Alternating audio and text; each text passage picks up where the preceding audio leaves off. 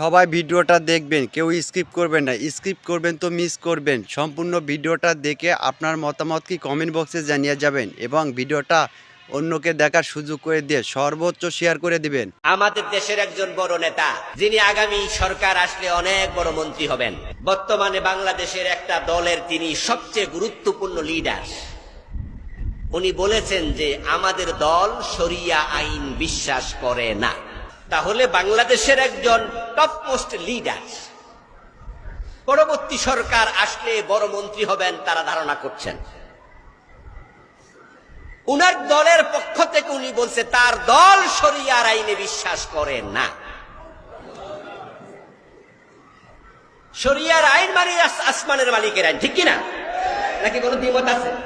শরিয়ার আইন মানে হচ্ছে আসমানের মালিক যিনি, রব্বুল আলামিন, তার আইন।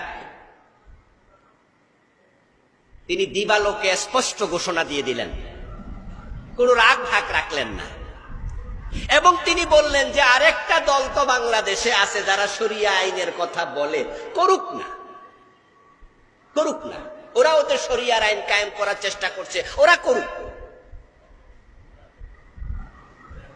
তাহলে উনি স্পষ্ট করে দিয়েছেন যে একদল লোক এদেশে শরিয়ার আইনের চেষ্টা করছে আর উনার দল শরিয়ার আইন বিশ্বাস করে না।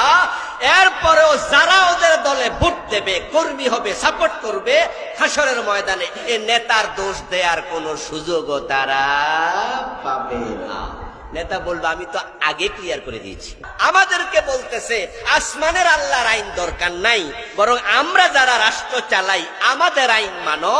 তাদের আইন যারা মেনে নিয়েছেন, আল্লাহর আইনকে বৃত্তাঙ্গুল দেখিয়েছেন, আল্লাহর কসম আপনারাও ফেরাউন নমরুদের মতো। ধন্যবাদ এই সুযোগ দেওয়ার জন্য। আমি ন্যাশনাল খ্রিস্টান ফেলোশিপ অব বাংলাদেশের জেনারেল সেক্রেটারি মার্থা দাস। আজকে সুন্দর সুযোগের জন্য আমরা সর্বশক্তিমান ঈশ্বরকে ধন্যবাদ জানাই এবং জামাত ইসলামের আমির মহোদয়ের সাথে আমরা কথা বলেছি। উনি যে আশ্বাসগুলো দিয়েছেন সেটাই আমি একটু আরবার রিপিট করতে চাই, যেটা উনি জাতির উদ্দেশ্যে বলেছেন। সেটা হলো, যদি মহান সৃষ্টিকর্তা ওনাদেরকে এই দেশ পরিচালনা করার সুযোগ দেন, তাহলে এই বাংলাদেশের শারিয়া ল অর্থাৎ শারিয়া আইন উনি বাস্তবায়ন করবেন না। এটা আমাদের জন্য খুব ভালো বিষয় ছিল।